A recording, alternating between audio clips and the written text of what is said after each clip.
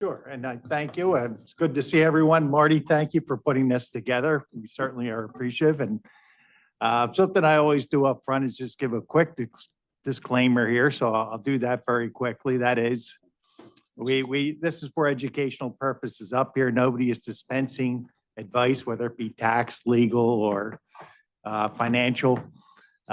So if you have advisors, we suggest you talk to them about any potential investments.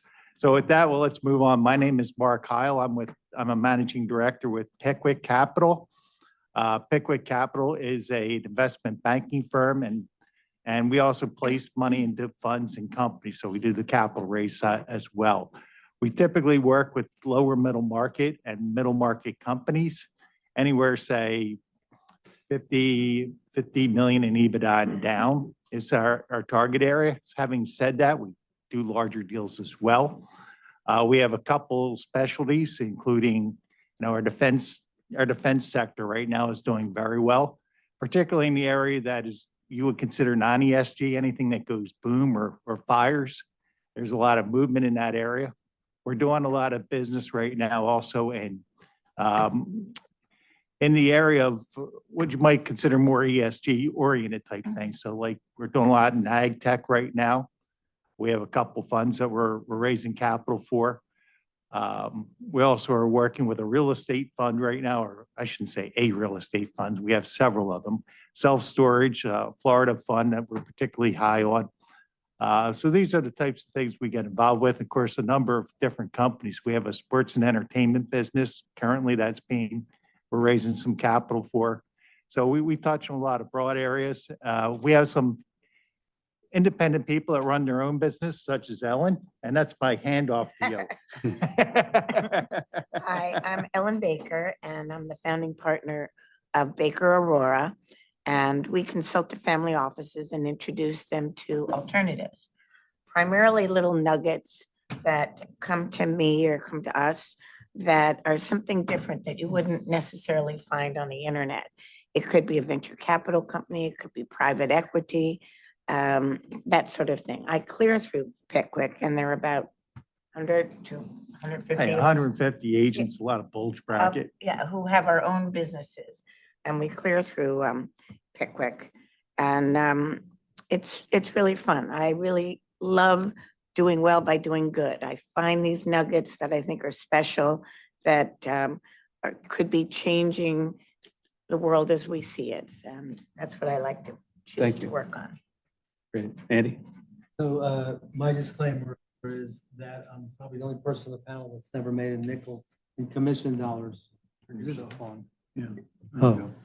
I say my disclaimer is I'm probably the only person on the panel that's never made a nickel in commission dollars in 40 years in the business, even though I had a Series 7 in 24 that I purposely let expire.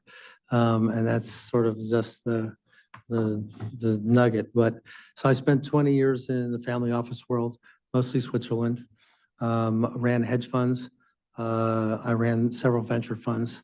I did 180 degrees, and I built and ran State Street's global fund of hedge funds for almost 15 years.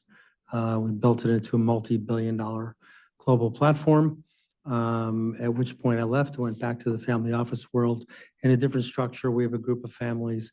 We build everything as SPVs, as co-invests. So think of a barbell where our rule is if you can buy it, we don't do it.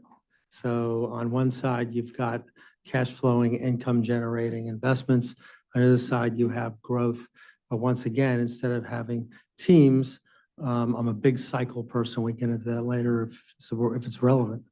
But it allows us to be opportunistic, and the families that we invest with, everything's matured a lot in a few years, so they can buy anything. So we don't do anything that you can go out and buy, but we're always working with the best people that we can find only on things where we understand and go up the learning curve. My name is Chip Perkins. My firm is Perkins Fund Marketing. A little more boring than Andy. I've had one job for the last 30 years, and that's that. And we're a broker dealer. We get to be overseen by FINRA and the SEC, which is really getting more fun every day. Our compliance costs have gone through the roof, but no issues with them. That's just good. But we spend a lot of time working with emerging managers and startups and just trying to sell their wares. But we do actually work on what we call concessions, not commissions. Is that, they changed the name? Well, sounds better. Change the name, not the I idea. think I was a client of theirs at one point. I have to say, Chip is great to work with. I've done a number of panels with Marty and Chip's been on them with me. So looking forward to our conversation today as well as with everybody in Ellen, of course. We- Yeah, We talk, right? whatever's less work for me. That's awesome. So go ahead, question. Sure. Define emerging managers based on asset class or strategy. What level do you have to hit? Emerging, you guys want to be there. You are stealing Well, my that's two thunder, different my man. questions there. I'll say you're stealing my thunder. That's exactly what I was going to throw at them. So thank you. No, but no, I appreciate it very much. That's all right. So that's a great question. And Mark, you're saying it's a two-part question, really. Well, it's just at what level are we willing to work with a fund? So that's one. And then the second is what is an emerging manager? And that depends whose eyes it's being beholden, right? So if you take funds that are funds meaning 10-year life, 2 1-year extensions, 2 and 20, those I would say you're looking at a smaller threshold to be considered emerging manager, say 300 million and down. Typically, it's usually 1, 2, 3, or 4. Fund managers may have been around 10 years, but usually they're shorter in duration. Chip, would you throw anything more into that? I'd say, emerging managers, it depends on who you are as an investor. I hear pension funds that say, oh, if you're not, over $1 billion and have a 10-year track record. I understand that, but this thing's filmed. So there's other people in the audience. When I look at an emerging manager, first for me is pedigree. Obviously, performance is important. Looking at their process, what they invest in, the people that they have, there's a lot of P's when I look at things. If we feel with our experience that they have something that's a little bit different or a little bit better, and that they are quality people that can perform. Now that can be, I have a very difficult time taking people that have less than $75 million because regardless of the strategy, because my investors aren't going to invest with somebody currently at 20 million bucks. I mean, I've had guys that have come to me that say, I've been running $750,000 in my private account for the last 5 years and I get this great track record. Will you take me on? No, you can't. It's a business. And I only take on, 5 to 7 managers at a given time. So I've got to be very careful who I pick. Can I add to that? The institutions matter to the family office. I'll explain why. I think Chip, it's inflation, but I used to say it's $500 million because I can only be 10% of your fund and I need to be able to write a $50 million check. Okay, so it doesn't matter whether your fund is 3 years old or 20 years old. That's going to apply. And what that's done is capital has concentrated tremendously in the last, I would say 20, but even the last 10 years. And so what's happened is that those so-called emerging managers, some of them may have been around for a long time. And what there are cycles. So there are strategies that work well in cycles and ones that don't. So then you have an option as a family office investor. You can have somebody that's got a 3-year track record that just started out and they found a whatever. Or you can have somebody that ran flat for 10 years, somehow stayed in business, and suddenly a volatility fund is back in business and they're churning out returns or reinsurance or whatever. So I think the opportunity set has actually expanded for family offices for 2 reasons. One, the institutions have concentrated capital, and by the way, they're all following an index that they're afraid to lose. So they're afraid. Chip could elaborate maybe a bit. Yeah. So, but the second side of it is that the traditional distribution for wealth, a private bank, for instance, you can only invest in a manager that they put on their platform. Right. And that's an artificial limiting factor. It doesn't mean that, where's what? Where's the Cambridge Diversity coming It depends. Yeah. They, depends on the strategy.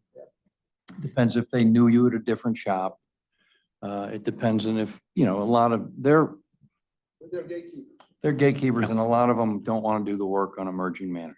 And I So- think that's one of the keys to That's a success key if point. you're on the other side of the table, right? If you're a manager and you're looking for capital, you're trying to raise capital, you have to know who's likely to invest in you, right? So you have to think that through as a manager. We look for managers and we talk to managers, that's one of our questions. Who do you think is going to invest in you? And those that know their audience and know they're going to appeal to are the people you want to represent.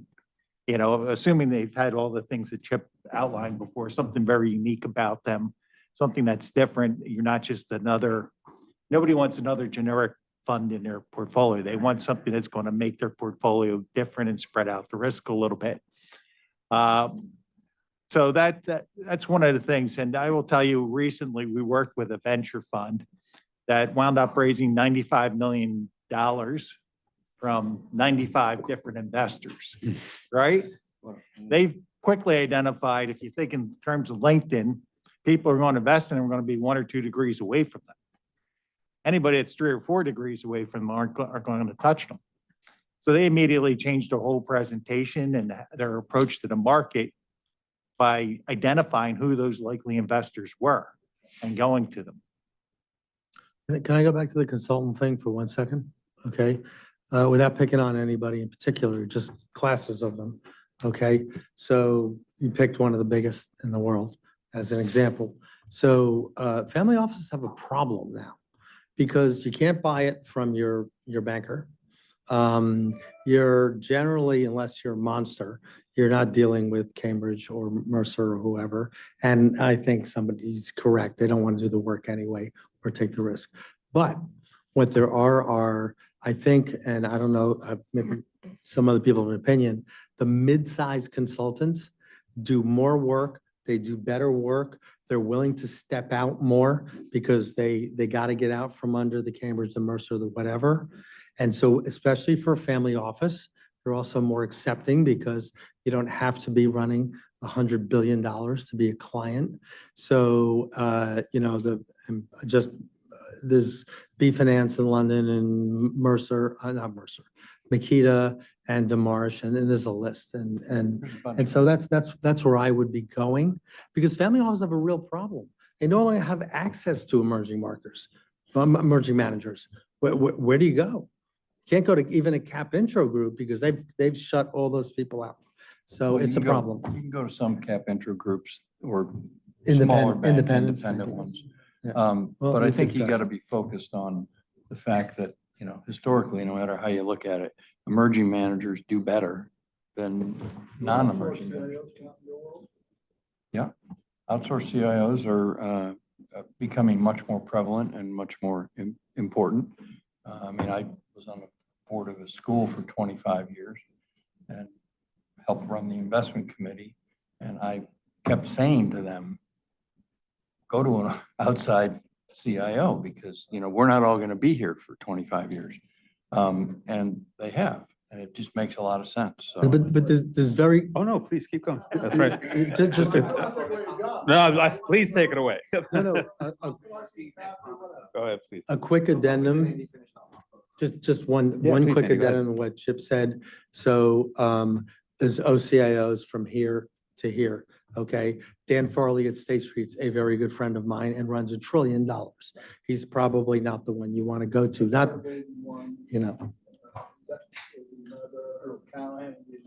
I'm just saying, like the consultants, pick your poison. And that doesn't even include like deal multifamily offices where all they do is deals, et cetera. But. I mean, I think what- Most of them are marketing arms, Marty. They're, okay. So I think it's important or imperative, this is a business, right? Emerging manager, it's important to know the channels and the structure. I said that. you can market to. It's hard. Right, and I think that what you guys are all bringing up by naming all the different people out there is that you really have to understand, if you're this person, you should be marketing to that person, right? And a lot of people don't get it. And also, if you're a Chip Perkins, et cetera, he's only gonna want a manager that can scale that much. And we had this conversation with Ron Super 15 years ago, right? Which is that he only wanted to work with a manager that wants a volume of trading. Otherwise, he didn't really care. I mean, they're gonna get the most attention, because that's what the business is in, right? So maybe you can talk about the business of being a fund manager, right? I think part of it is segmenting for clients. The placement agents here segmenting for clients what sectors of investor are going to pay attention to what they have to do. And that's part of your job, is growing your network, and having a network is understanding what that network wants, but also to whom generally the manager is going to appeal. And it goes to Chip's point, to Andy's point as well. And Mark made a good point about it. Like Chip's mythical manager who has $2 million and is doing Right. great, like, you gotta go to, just go to country club, friends and family. Yeah. You're never gonna raise. There's a money. guy Well, named I was Madoff about- that went to country clubs. Yeah, Don't and go to country foundations club. and everything else. Well, I'm just saying, I mean, if you're, that's a high net worth strategy. it's Right. an ultra high net worth Yeah, strategy. by the Well, way, and- I shoot around 100, so you don't even want to bring me to, you no, I know. mean, having dealt or being at least analyzed a great deal of emerging managers just based on the size of my shop and my background as a listed derivatives trader, as a quant PM for a long time. A lot of those people migrated, my former colleagues, to start their own funds, and they could maybe finance part of what they get, and they get friends and family, and they get themselves to 4 or 5 million, and then they work to get 2 years of track, and they're like, okay, I'm going to come out now, and they're like, but I got to raise another 15 or 40 million dollars in the next 4 months because I'm running out of burn.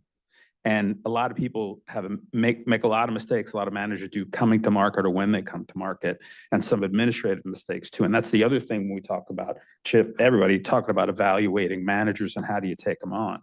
And I think as we address, and I'm not supposed to be on the panel here, but as we Contribute to the conversation. thank you, Mark. But as we talk about too, family offices, right? Particularly, Steve wrote up, talking about how do we address family office network here? And there's a lot of family offices out there that have enough money to which they cannot pay the appropriate amount of attention, but they're not enormous, right? So maybe they have a few hundred million, 250, 100, whatever, and they need sort of a curated, bespoke feed of alts. They want to see deal flow, unique or however, but they don't know how to go about it. That's where we come in, but excellently to the point about OCIO, that's an excellent choice for them too. If you look, there's even the big ones like Partners Group here, Partners Capital Group, they're taking on smaller family offices as an OCIO. And those OCIOs can have discretionary authority over a certain amount of funds. And I think that ties into what everybody was talking about here. I think that's the important part, right? And how you address a credit investor and what managers are going to get, regardless of whether it's VC or in the public markets, either side.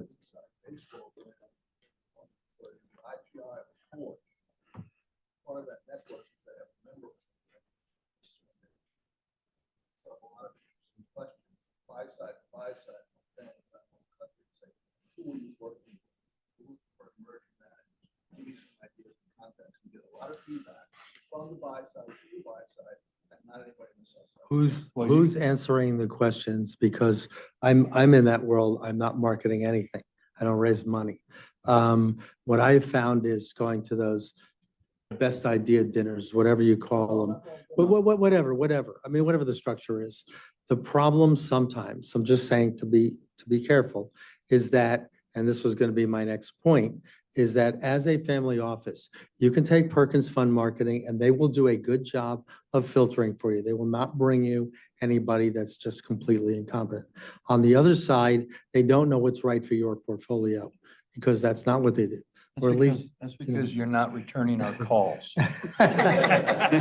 So as the most sold to guy on the panel, I will say is just be aware that sometimes those people you're getting information from, it can be a little of the blind leading the blind, because you just ask who's done the homework.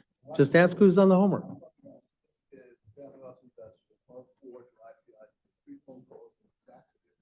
John Brand is an example. If- He called John about that. I'm saying if you have that list, that's fine. But just the golf club answers aren't good. I think there's got to be something that complements that. I think that's a viable resource. If you talk about groups like R360 and Tiger 21, it's sort of the same thing, right? And they're very valuable. And there's a curator of the chairman that can bring deal flow to the group, and you can talk amongst yourselves. But I think it goes beyond that. You know, if you want to get a feed narrow enough to address your issues, but broad enough to give you choice. But my point was there are groups that are good and there are groups that are actually doing you a disservice. Yeah. So, I mean, I think, have we accurately defined emerging manager up to this point? Well, it's We're not the judges of that, you guys are. it's not a box anymore, right? So emerging, I mean, if you talk about a cycle, like cycles change. We had 10 years of zero rates are over. You had 10 years where every VC deal got done at a higher valuation. You got 10 years where VC entrepreneurs didn't have to worry about burn rates. Okay, so now you go to a VC fund. Do you want the one that's got 3 portfolios with their hair on fire? Or do you want to go on with a clean slate that now can take advantage of what looks like a slow motion 5-year correction in the VC world, where VCs, unlike hedge fund managers, aren't used to corrections? So, which, you know, it's not a thing, emerging managers. What's emerging is the opportunity sets. And then what's emerging is who can you employ to take advantage of that emerging opportunity set that doesn't have such legacy problems, you know, and I'm not picking on those in public. I don't even know them. Sequoia sending out letters on FTX. It's like, Sequoia sending out a letter? Are you kidding? And then they had people leave the firm, and they were the who's who of like, yeah, you just give Sequoia your money. So, you know, being aware, and I think you made the point, but making the point to the room, do a little homework. You don't have to be an expert on every strategy, but you do have to either do some homework or rely on some people who have done some homework. Or use And then, your AI. I'm sorry, Chip, go ahead. I was gonna say, or use your AI that they talked about Oh, earlier. can we- Right. I was asked to, Marty? Yeah. Left. No, he asked me to say something, but we'll wait for the question to. But it goes, I think in a certain way, the point Annie just made, like, people that can get you that feed of alts, the deal flow, but to Mark's disclaimer, you know, you have to talk to somebody that can help you set your objectives, right? And relative to what the rest of your assets are, right? Because otherwise you might just be chasing return without respect to what your intermediate term needs for liquidity are. So I think it's both sides of the thing. You should have people, if you can't set them yourself objectively, what your time horizon is, what your investment objectives are, then you need to employ somebody for that. And that goes hand in hand with working with somebody like us who could give you a curated feed to fill those objectives. It's a matching game, right? Right, yeah, exactly. You're trying to find those circles that overlay, and there's this area in here that are likely investors. Some people just outside that who maybe decide they want to jump into that circle, into It's not that. either or, it's both and, what you're describing. Using the services you guys provide as well as other services. But can I make a suggestion as to how you might do it? Is that everybody here sees what's going on in the world, and you do a little homework, as I think the last panel was talking about opportunity sets and alpha, and you know, my pat answer to investors who want to invest in SpaceX is, do you know SpaceX has 5,000 subcontractors? Each one of them is an investment opportunity. Maybe that's a better one than just giving it to SpaceX. So people know what's going on in the world. And when you have something you understand and you believe is an opportunity, right, without being a scientist or without being anything else, then you go look for the managers who are most appropriate. And that's where these people can help you the most, because you just ask them a question. And you know, and Perkins Fund and the other people have their lists, and they go like, oh, you know, these two might fit you. I think that's a better way than getting a list of good managers and then trying to work from there. Yeah, I mean, you need to share that information with us, the people that have the emerging managers. And we need to understand what it is you're looking for. I think we also need to, the term emerging managers sort of came out of the public retirement funds. And really what that was, they set up a thing called emerging manager programs, which is a great way to say no to 95% of those smaller managers that were coming to them, and probably more than 95, probably 99.99% of them. If you ever go to one of their meetings, you go down to Texas, you walk in that room, you realize they're investing 3 or 4 of these funds that are in the room, and there's 2,000 people there. It's very competitive. But the opposite is true.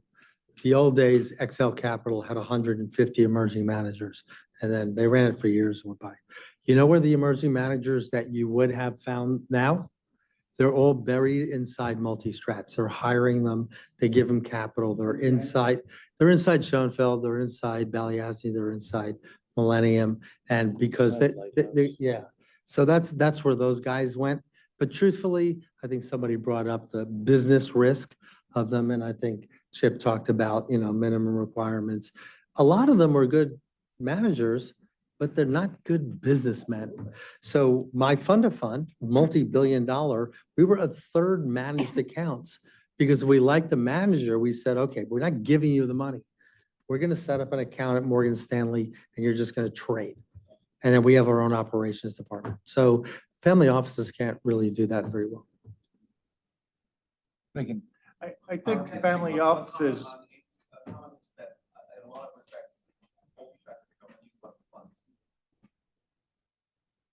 I'm sorry again, Marty? Even worse. Because people used to complain about layers of fees. And I actually, because we had a lot of managed accounts and we had Aspect for 20 years at 1 and 10 and whatever. And even Millennium, I know Izzy very well. They were just long short equity and they were pass through. So you didn't actually pay them a layer on top of it. And you only paid them a lot if they made a lot of money. And that was good. And I know Dmitry Balyasny very, very well. And we could work with them. But then they became asset gatherers, Aries and whatever. I'm not picking on them.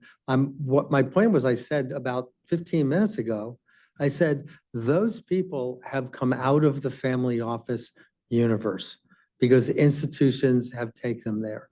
And my advice as a family office investor, just ignore them. That's what I would do. I'd ignore them. Let the institutions play around with them. But it's done. I think I said this too.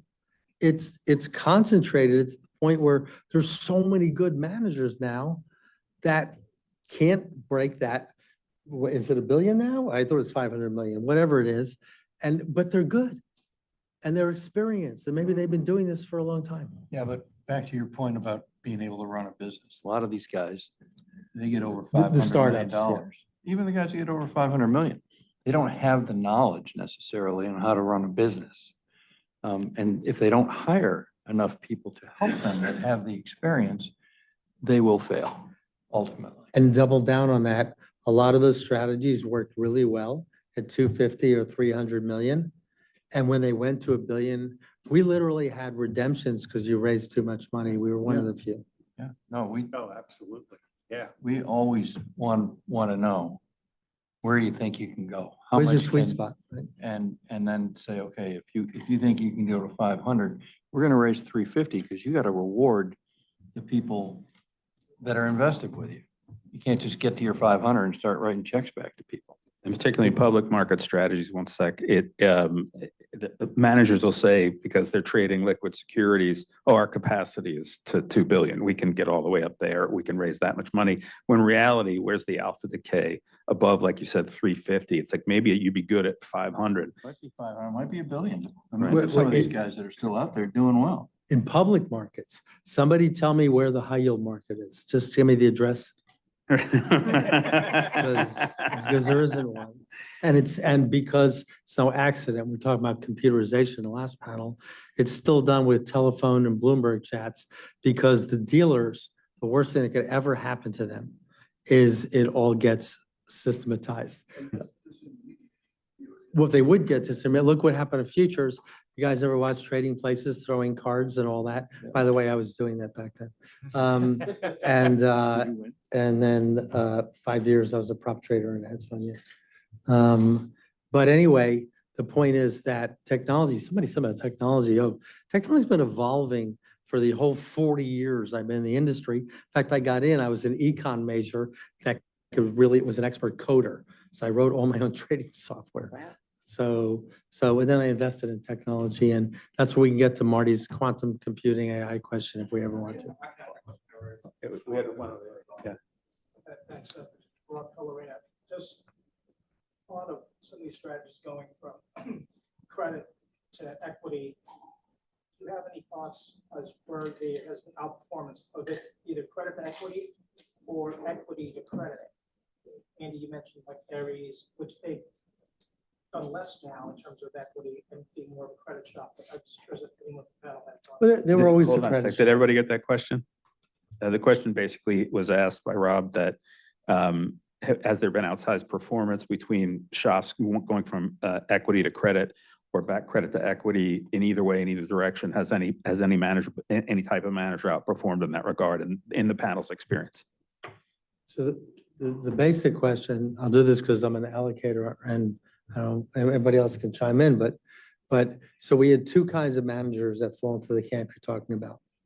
We had people, we called that style drift. What do you mean you're doing equity because you're a credit guy? I found I ran a long short equity fund, and in retrospect, I didn't pay attention enough to credit. Not that I should have traded it, I just didn't pay enough attention. But the flip side is managers we called program style drift. I think I made up the word because it's a terrible marketing word anyway. And what it means is that they have a program where they should switch sub-asset classes as the cycle and the opportunity and the risk reward changes, but they have a plan for it. They don't just wake up one morning and go, you know what, we're selling all our credit, we're buying equity. So it's a two-sided answer. You have to look at whether it's logical for them to do it and they have the capability. But a firm like Ares has always been basically a credit shop, by the way. But they're also very large, smaller shops that try. But it and used do- to be. Yeah. And now they're coming out with a private wealth product, by the way. My personal opinion, not picking on Ares, all those big firms that came out with private wealth products suck. And they're firms I have tremendous respect for. What is it, Brookfield and the other hedge fund? And the Aurora But- funds yeah. approved us to be private equity investors, and that's all football. Oh, Because they wanna own we it. don't even want to go there. Anyway, but my point is those, they can't, it's a square peg in a round hole. They can't do for the retail investor what they did for the institutional investor. So they're very, very good managers. They just don't have the tool set to give a private investor really the best Well, of it's what also they- limited, right? What they can do by regulation. But Because there's. It's part of it. Yeah, part of But it is. an the interval regulation fund, puts whatever. limits on them We're in talking terms about of doing emerging managers, right? That's what we're here for. And emerging managers, if they try and go equity, debt, municipals, whatever, that's style drift because they're not big enough to do that. Now, if they become a $3 billion shop and they have, bond people and everything else, that's a different story. You can then transition, but you got to make your investors aware of it.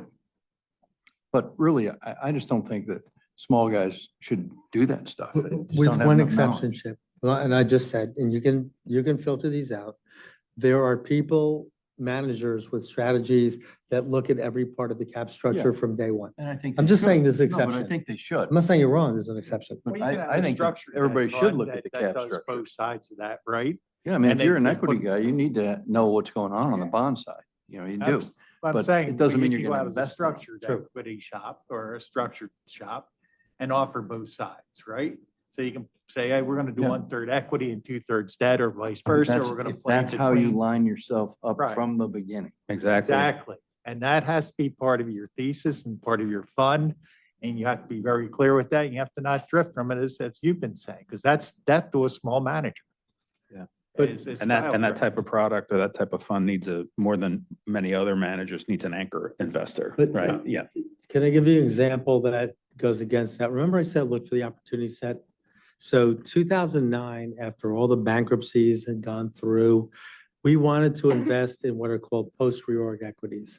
There were companies that came out of bankruptcy and then you invest in the equity. Well, all the long short equity managers cross them off their list. We don't look at companies in bankruptcy.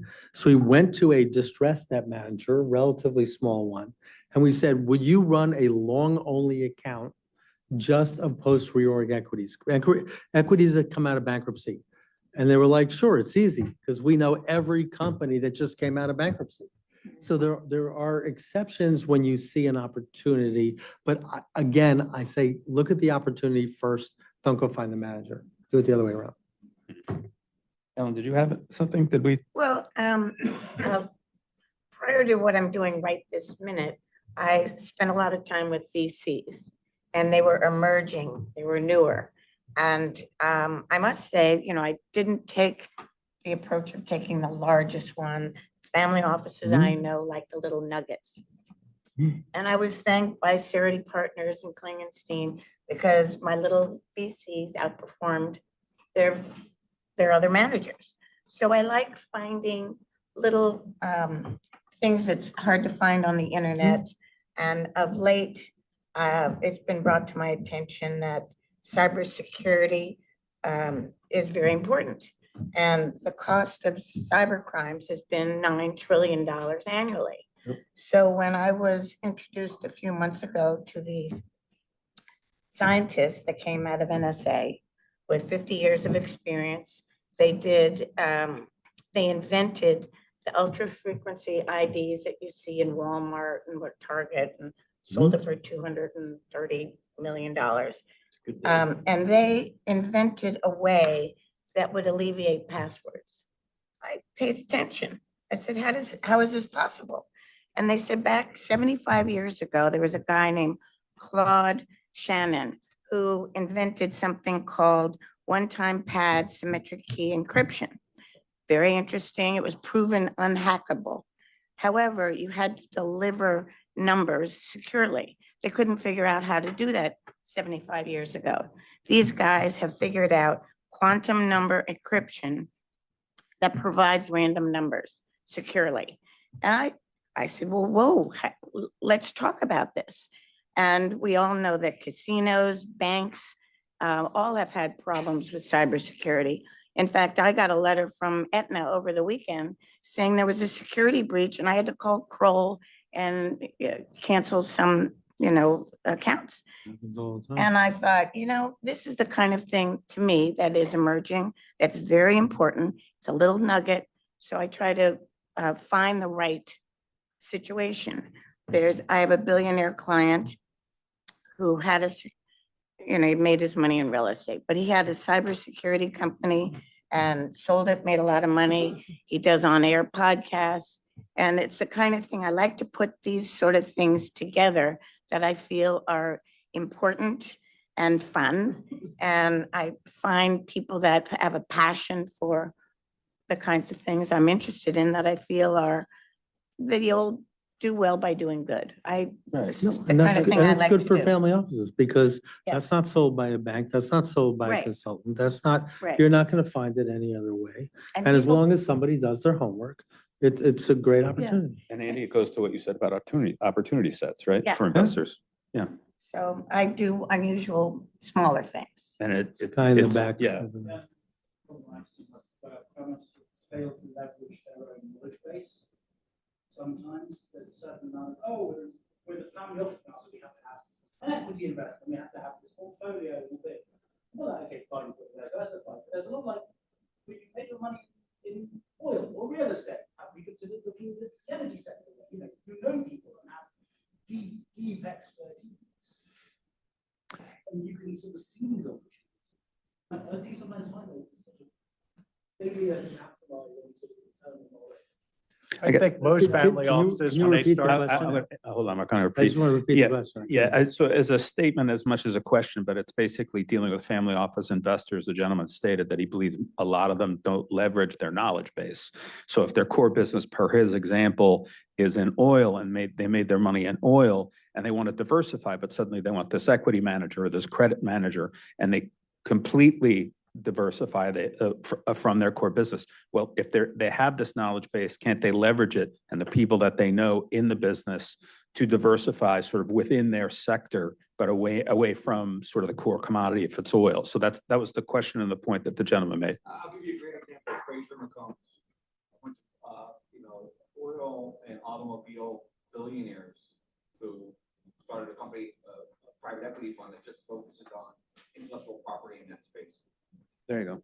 Yeah, I think a lot of what I see in the marketplace from family offices, they like to stay where they know things, and they like to stay with people they've done business and made money with before. So I think that is the general rule of thumb that you find. Now, having said the example you just brought up with oil and gas, we'll take that.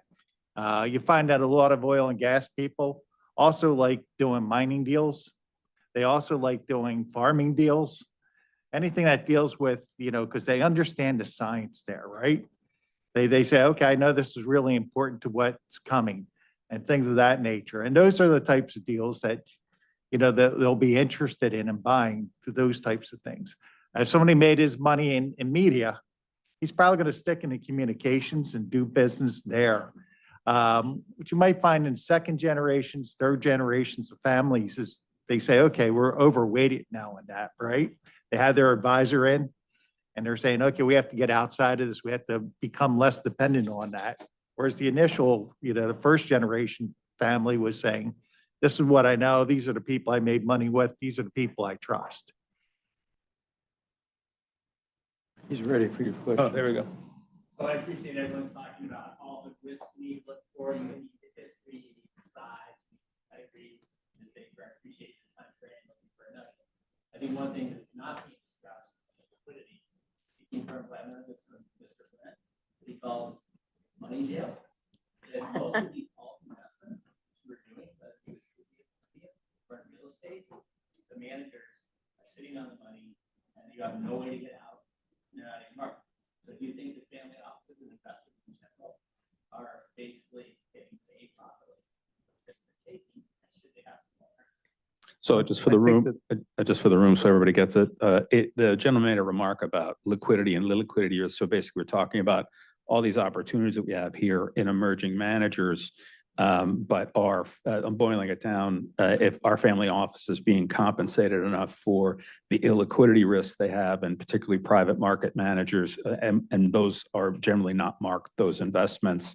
And I think the piggyback on that, and good for the panel, is it's almost surprising sometimes to find investors of any net worth, and even large investors that are not liquid. Like they like something in which they'd like to invest, and then their comptroller's like, well, what are you going to sell if you're going to buy this thing? So it's like everybody seems to be either fully invested or locked up in illiquid managers. And I think that goes to your point. So I'll just throw that to the panel. Chip, I think you had something. I would say that, first of all, when you're talking to a manager, when I evaluate a manager, I look to get the most liquid they can for the strategy that they're in. So if you're a long short equity guy, you get daily liquidity, right? So that's inconvenient for the manager, but you could have 30 days notice and have liquidity. But if you're going to invest in distressed assets, you don't have 30-day liquidity necessarily. So part of that is that on our side, when we're talking to family offices or any investor, we have to find out what is your liquidity requirement. Because there are a lot of things that get locked in, and there are more and more people. I think everybody forgot about 2008, that, 2011. want gates in their fund. And our premise is it's your money, it's not their money. And if you are liquid, you have to give them their money. You're right. People are worried about liquidity all the time. So a decade ago or a little more, everybody,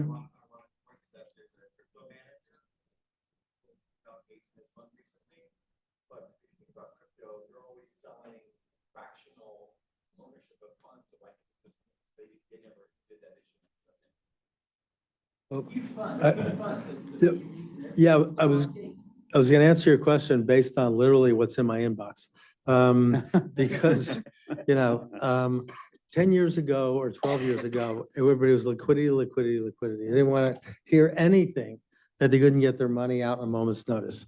By the way, that's a false assumption that you think you can get out fast enough to avoid something. That's a great, it's always been a misnomer.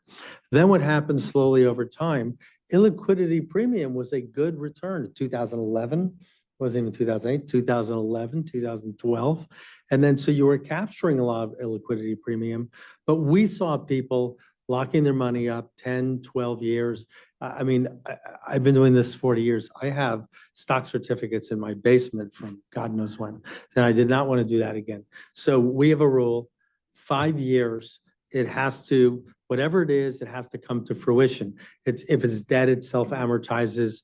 If it's a co-invest in, let's say, technology from the last panel, it has to be in common use within 5 years. Because now what's happened is everybody in my inbox, they're up to their ears in illiquidity and venture, direct lending, private equity.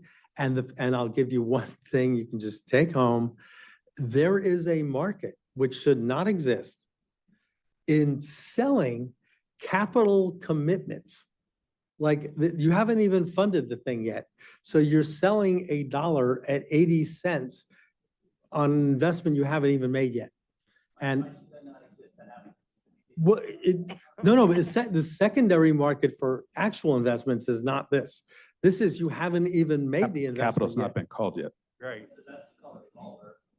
So it's just telling you there's stress on liquidity because the market exists to get liquidity. You're paying to get liquidity on something that hasn't even gone up or down. You haven't even invested in it yet.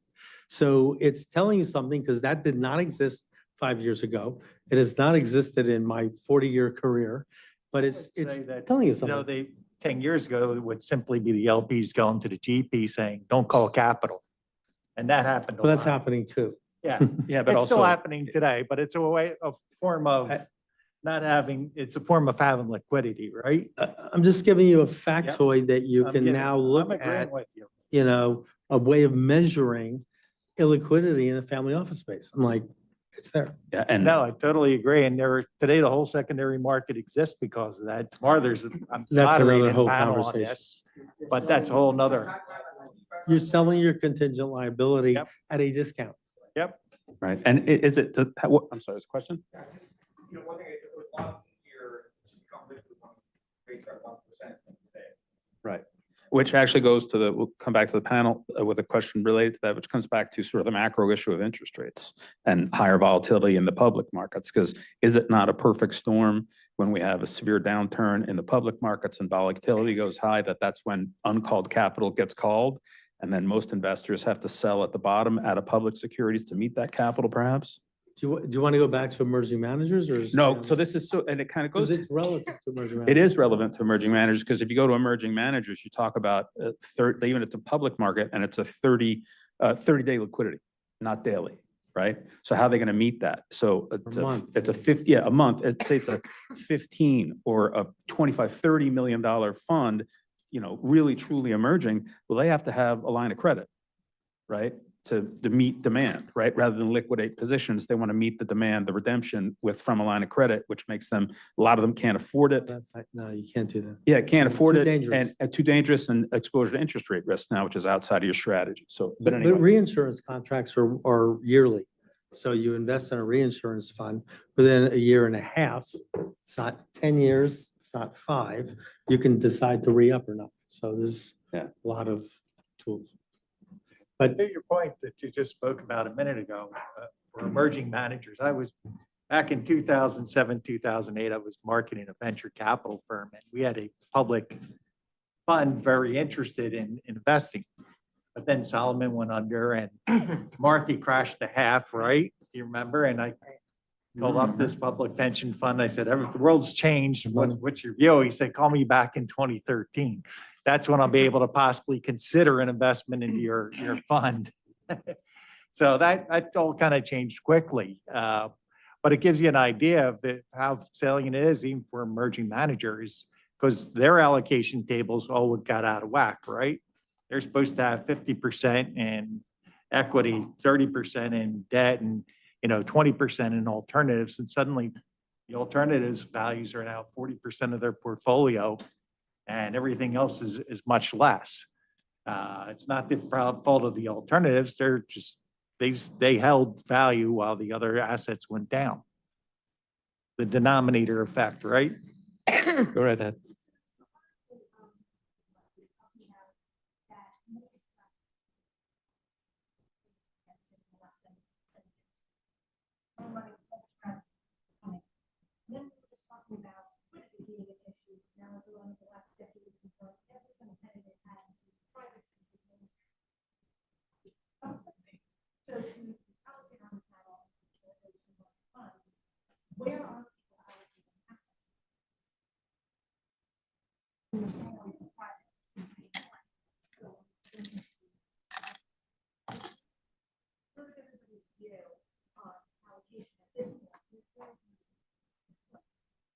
All that money went to work in privates.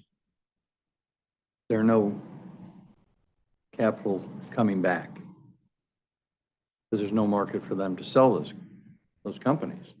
So one of the biggest constraints for emerging managers and for people like me right now is a lot of the money's locked up in privates because everybody thought, oh, I always get 20% plus in every private investment I've ever been in. Forever. Forever.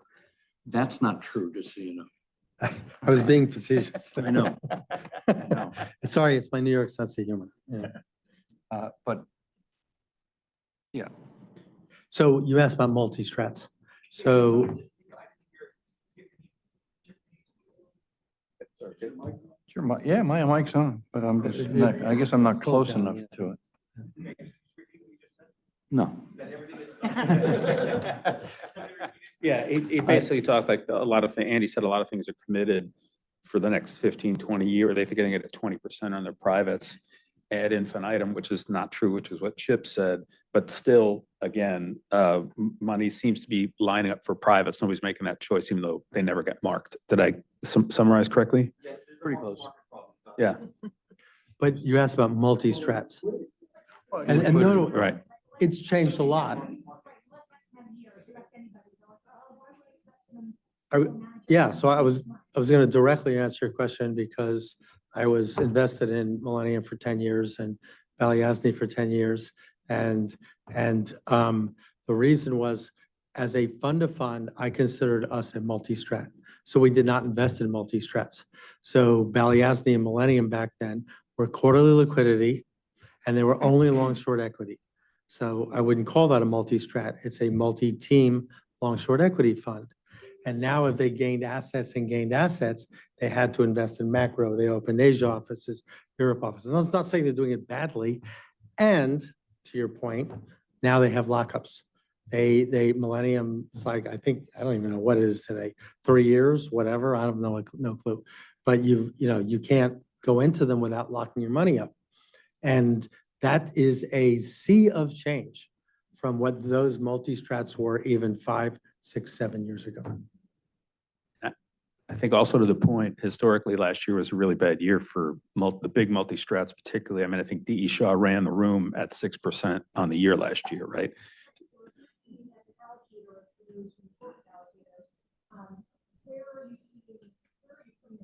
I think what we've defined as emerging managers, which I include an Asian volatility fund that's been around for a dozen years, ran flat when there was no volatility, and they've had 2 great years in a row. They have all the experience in the world. They know what they're doing. And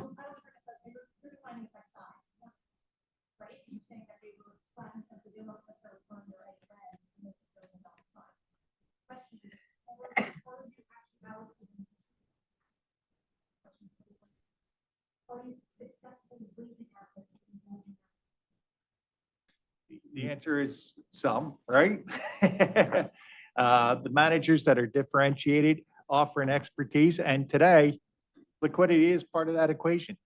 I'm saying, a real estate fund, they offer money back year 1. It's not a lot of money, but it's something going back to the investors. So the more liquidity you can build into your model, the more attractive it is to the investor, the better the conversation is going to be with somebody that's looking to go into that. So the answer is yes.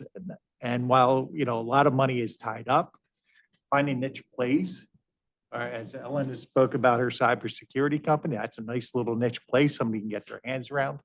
Those are opportunities that people are looking to do, in my opinion, and where we've been having success. I think you're starting to see a lot more in directs, particularly in real estate. I think if people are redeeming from multi-strats per your example, it's not necessarily to go into something else, but they're generating dry powder, right? Because we see a bit more volatility in the public markets, but then of course, we're going to see this generational discount in real estate perhaps, and investors of this size that might consider emerging managers are going to consider directs. I think to a certain degree, if they're averse to liquidity, we've seen venture managers more nimble in adjusting their terms. So instead of a 10-1-1, they're doing a 7-1 or a 5-1, and they have a very specific strategy. So I think a lot, and also it's not going to last much longer. We've been competing with dry powder and 5.25 and treasury money markets. So people don't mind getting out of volatile asset classes and into 5.25 in their treasury money markets and leaving that on the side for when a real opportunity presents itself. So it might be a bit of a pause rather than a direct reinvestment.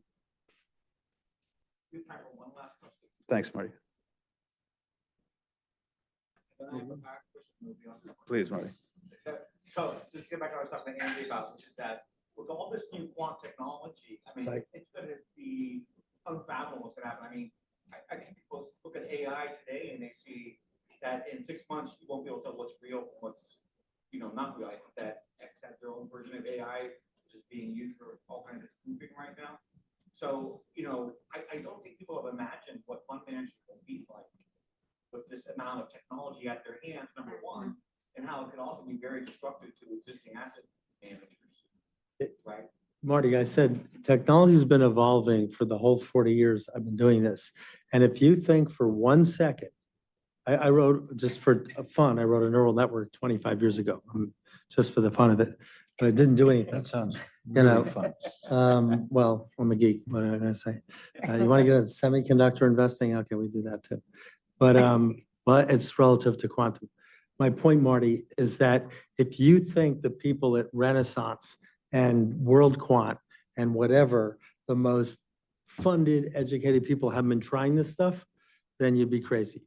On the other hand, what they've been working with is market data, market available data, relative data, whether it's even in 10Qs, whatever. There's something called metadata, which is not market data. It's things like cell phone traffic. It's things like what people are saying on TikTok or whatever. And that data was not available until recently to use. So separate AI as a tool from AI as a solution. Because trust me, if it was a solution, and there's some firms I won't name because they say so, that thinks it's the answer. And I can tell you from a fact, well, McKinsey says, because McKinsey says less than 10% of their clients who have applied AI as solutions have had any success with it whatsoever. So I'm just quoting McKinsey. And I think it transfers over, even better, it transfers over to funds because they're not stupid. They've been working on this stuff for a long time. So yes, but I think it's an evolutionary change, not a revolutionary change. So two things. I think that number one, all the AI that's being implemented today, all the algorithms were in the 1970s. So if I was approaching it from a fund management point of view, I'd be saying, what algorithms can I look at that were in the 70s and 80s that we can implement today? AI is not an algorithm. The AI algorithms were all. No, AI is not, okay, there's two different things. An algorithm is, I wrote a computer program to go look at certain things and I set the rules. AI, you build what's called a framework. And then there's two things, machine learning and then you let it figure things out. There's only two actually, but anyway. I have a master's in AI. So anyway. Well, there's two basic ones. Well, we're not scientists here. All right. Yeah, I asked me to answer the question before the meeting. There are people who have massive advantage because of their tech support. Absolutely. And do you think that could emerge in the asset management space? That's my question. I think it already has. I agree. I think it already has. Just don't see it. Nobody's putting up a sign, They're doing not something. advertised. No. Like I said, the firms I just talked about, they won't even tell me how they make money, so we didn't even invest in half of them. So, And so you think those are the guys that have plans going forward as well? Do you think there'll be emerging players that will come out, like Elliott or people like that? well, Elliott, maybe Bridgewater is a better example, or AQR, or the quantitative firms, because they have more tools for doing that kind of stuff. But that doesn't exclude emerging managers who find a niche, an idea that works and just apply it. It doesn't exclude them, because AI is kind of available to almost anyone. I was going to ask you, when you diligence an AI opportunity or an AI manager per se, how do you do that? How do you check out the frame, can check out the biases that, because we all know you can't, and not only that, the information feeds coming into Do it. you know what the word hallucinations are? It's an AI word. It's an AI word. So with AI, this very short one, when AI is training and it can't find the next, it's called a token, but it's not crypto. It looks for the next thing. If it can't find it, it makes it up. So what happens is, this is where McKinsey's talking, at the end of it, you have to have a human check on the accuracy Yes. of the result. So that's a tool. That is not a solution that you don't have your air traffic controller running on AI. You should have your air traffic controller having help with an AI thing that's flagging stuff. Because you don't know how many planes have to crash before it gets it So right. it's not a solution, it's merely, I shouldn't say Tool. merely. It's a tool. It's a very strong tool to help. It could be a very guide human powerful. decision-making. I go back to metadata, because metadata is everything. Well, I think, Okay, one Please. last question for real. One thing you haven't touched on is that GP stakes, are you seeing any interest there? That, it might not be on the hedge fund side, I know that's kind of. No, it's on every side No, now. it's on every side. It's become pretty mature, actually. question was about GP stakes. What are we seeing about investors coming in? Or GP stake lending, yeah, it could be primary, yeah. Well, it's a pretty mature, I mean, it's gone quickly, but it's pretty mature. And especially when the fruit was low hanging, meaning you could, invest in like great firms and that have been there a long time. A lot of that's been soaked up, and now there's smaller people doing it. And then I guess we're an emerging manager panel. Ask yourself, do you want to invest in the GP of emerging manager? Because wait a minute, isn't that seeding and staking? Okay. It's back to, kind of square one. I'm not saying it's good or bad. I'm saying it's different. Quick question for Chip. Well, we've known each other since the early '90s, sorry to age you like that, but, I'm aged. right. My question to you is, Chip, because you see both sides of the trade, the difference between a family office investor where it's their own money versus trying to sell an emerging manager to institutional money where they don't even know who the end money is. They've never met those people. They have no idea whether it's pensions, endowments, things like, it's not their money, right? How do you see the difference on emerging managers? Well, because I'm much more open to the emerging manager that solves something for me, but I know I'm not investing on behalf of somebody else. Right. So I can make a unilateral decision. That's one of the beauties of family offices. It's your money. You can make the decision. If we do a good job explaining it to you, and you then meet the manager, and you like the manager, and you understand what it is, and it fits a slot in your portfolio, you can make a decision. And you don't have job risk. Right, but I guess my question to you is someone who's promoting emerging managers, the market niche to sell to my world is super small compared to selling to an institutional world where the check sizes are much bigger. You don't want my $1 million check or my $2 million. Oh, yes, I do. Yeah. You want the guy for 50 mil. I always want the 50 mil. There's no question about it. And it's the same sales process, whether it's a $50 million investment or a $1 million investment. You got to give everybody all the same information. But in the emerging market or emerging manager market, it's very few and far between you can take a $50 million check because they have investment structures that don't necessarily allow them to be, 50% of the fund, right? Whereas I need to have everybody in the room write $1 million check to get an emerging manager where it needs to be to go get the $50 million check. So And, I'm go ahead. no, finish, Chip. no, I'm done. Okay, so I get calls from people like Chip because for many years I was the most sold to guy. So now I have no skin in the game. So someone in Chip's business called me a couple months ago, had a so-called emerging manager below that threshold, and they had some institutional investors and who would only do it as managed accounts, which I think I encourage emerging managers to actually set that up and do that, because that's a way of doing business. And it's totally legit with certain constraints. And so he was looking for, how do we do this and how do we negotiate? What terms do we give?